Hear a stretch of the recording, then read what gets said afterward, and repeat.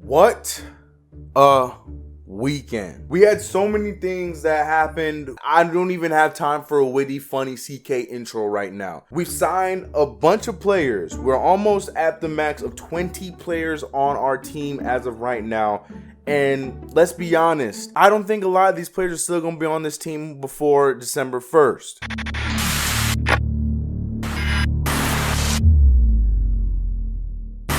What's going on, CK Cruise Boy, CK2K here, and welcome back to another video. Ladies and gentlemen, after a fun-filled, jam-packed, crazy free agency where the Knicks stayed in the background, but they didn't stay in the background and do nothing. They stayed in the background and they handled their books well as sticking to the main plan. But we're going to talk about that, and if you haven't already, make sure you like this video, hit the subscribe button, and don't forget to hit that notification bell. Yes, this weekend we made some moves. Obviously, if you follow me on Twitter or on Instagram, if you don't, you should do so right now. I was very active on everything that was going on, talking to you guys. We kept the hashtag ZoDoNY hashtag going strong. I saw people that don't even follow me dropping the hashtag, talking about it. We created this narrative, okay? Remember, we created this narrative to get the thought into the head of Leon Rose and people upstairs, and it's getting closer to the point where it's seeming more realistic. Reports came out that Eric Bledsoe plans to stay and be a part of the New Orleans Pelicans. So there's a lot of things are leaning towards the fact that this might be a deal that could possibly happen in the future. So keep the hope alive and keep the hashtag ZoDoNY alive as well, because that would be amazing. I dropped 2 whole videos where it would make sense for Lonzo Ball to be my point guard. At this point, I'm gonna start just be repeating myself. So watch those other videos if you want to hear my argument on that. But what I do want to talk about is what we did during free agency. Now, to be honest with you, I did not see a deal that I didn't like. Not one of these signings I disliked. Obviously, we missed out on names that we wanted. It would have been nice to get Christian Wood. It would have been nice to see Julius Randle package for something for us. It would have been nice to see, Fred VanVleet come into the Knicks. Although, as I've said on this channel many times, never saw that being an actual reality. I didn't think that was going to happen. It broke down to the fact that the Knicks didn't even meet with him because a lot of people believe that Fred VanVleet never really wanted to leave in the first place. So I wish that information came out earlier, because I have been saying that and then I could have been right a lot sooner. Gordon Hayward Sweepstakes ended up going into the hands of the Charlotte Hornets. The Charlotte Hornets threw $120 million at Gordon Hayward, who I didn't expect anybody in this free agency class, except for any extensions, to be getting that kind of money. Then we also saw, the whole 2017 draft get their contracts re-upped, all except for Markelle Fultz and Lonzo Ball. But we saw Donovan Mitchell, Jason Tatum, all those guys. But somebody else who is due for an extension did not get their extension. Brandon Ingram still has not been signed yet, but the Pelicans are out here making moves, souping up the team with centers and stuff. They're making some moves that don't make any sense. I don't know if something's coming there. I don't know if this is something that we should be really buying too much into, but they're eating up a lot of the money that they should be giving to Brandon Ingram, and I'm assuming that they're working on a deal for Brandon Ingram behind the scenes, but I don't know. That's something to pay close attention to behind the scenes. So no contract yet for Brandon Ingram. It's probably gonna happen, might happen today, but just realize that that's something that hasn't happened just yet. But I digress. I talked about everybody else, all their moves.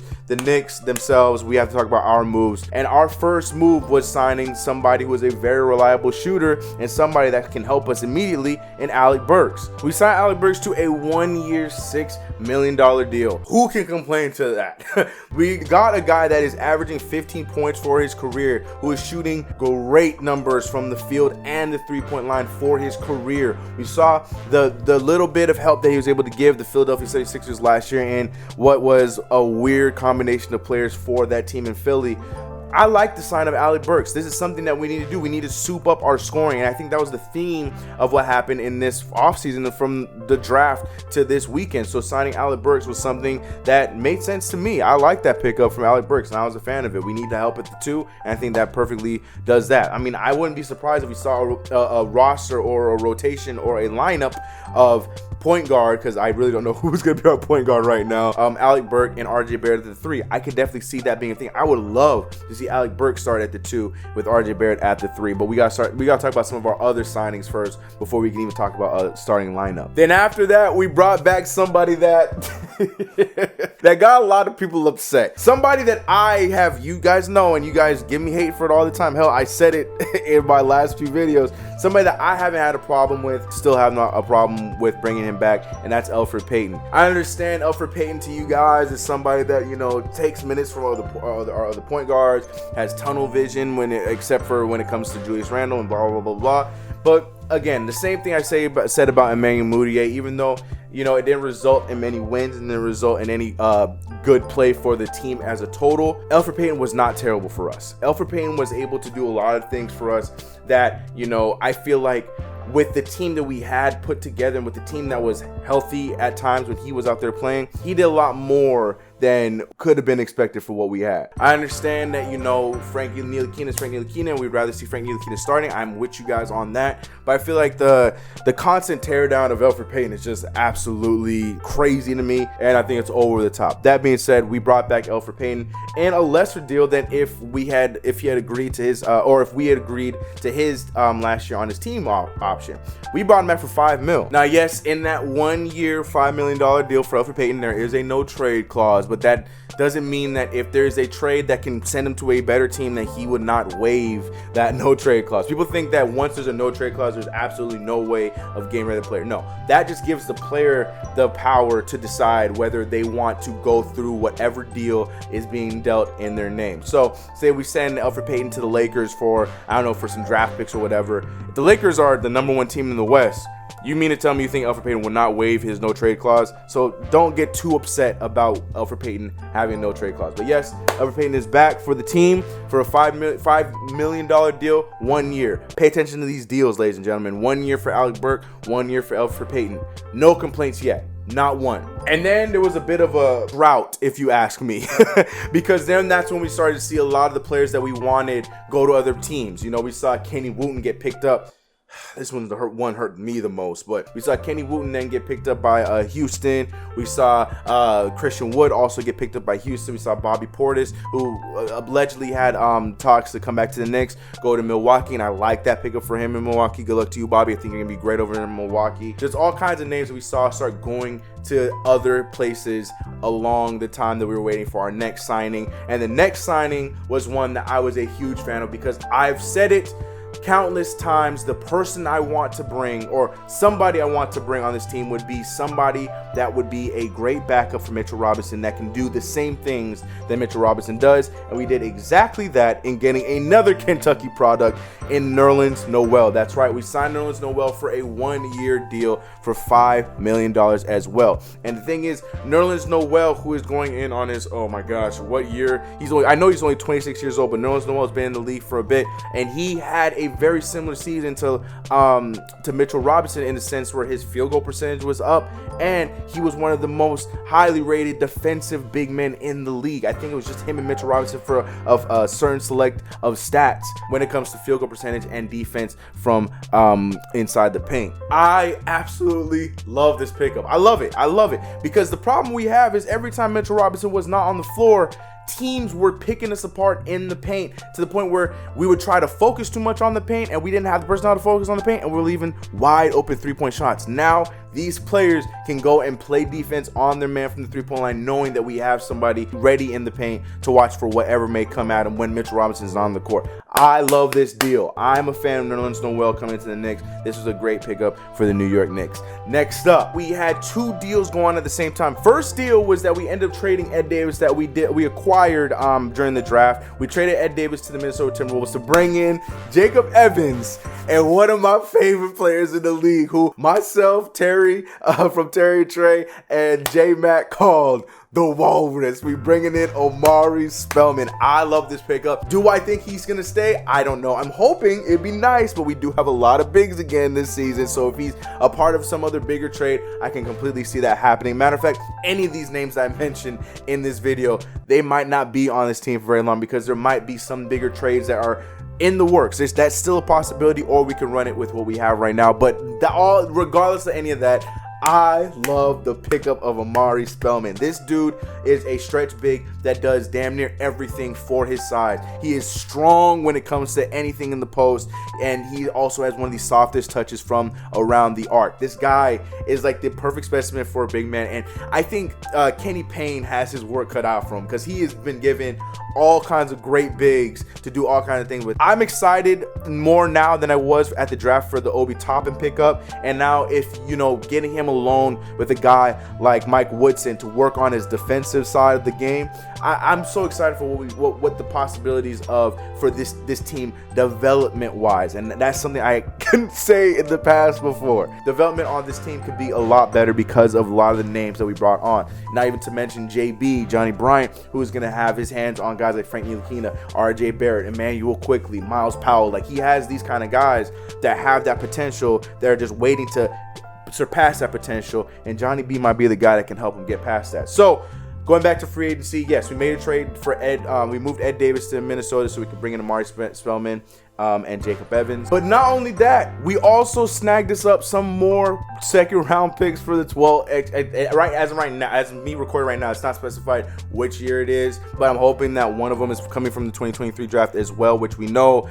is going to be. The 2023 draft is a very, very important draft year, and we'll talk about that in another video. Ed Davis landed us more draft picks. Jacob Evans, who could potentially be a good player or a part of another trade, and Omari Spellman, somebody that I'm excited about. Ed Davis is the Knicks MVP of this offseason for sure, to bring in that haul that we got from Minnesota. But then last but not least, the last big signing that we brought in with that I was a fan of too, because it's not even solidified who's going to be our starting guards, who's going to be starting point guard, all those kind of things. But we brought in Houston Rockets' own Doc Rivers' son, Austin Rivers, on a 3-year, $10 million deal. But here's the kicker. The first year is the only year that's guaranteed, meaning that it's another team deal. Like, this is Leon Rose right now is out here killing the game and keeping the main thing. We are still very much in the hunt for 2021. We are still very much in the game for the draft 2021. This is probably one of the smartest free agencies I have ever seen from the New York Knicks. We've done some moves that were fun and cool and made us happy, but as far as intelligence and chess, connect four or checkers, this is one of the smartest off seasons I've seen from the Knicks in my lifetime. I'm trying to think back. I mean, obviously there's been good free agencies in the past, but from my lifetime of watching the Knicks and being able to comprehend Knicks like from early 2000s to now, this is by far one of the smartest free agencies that I can remember to date. I mean, I understand the why some fans are upset, because there were all these rumors talking about Russell Westbrooks and Christian Woods and other marquee players, Fred VanVleets and Gordon Hayward. There's all these rumors around these other players possibly coming to the Knicks, and we ended up passing or not getting these players. I know it's upsetting that you're not seeing these players that you were hoping for, or players that or players that really stick out on the page because they're a name player. But you see us make the moves that we make. If you look past the name, and I'm sure ESPN's probably gonna have something to say with it. I'm sure the ESPN's fakest New York Knicks fan, Stephen A. Smith's gonna have something to say about it.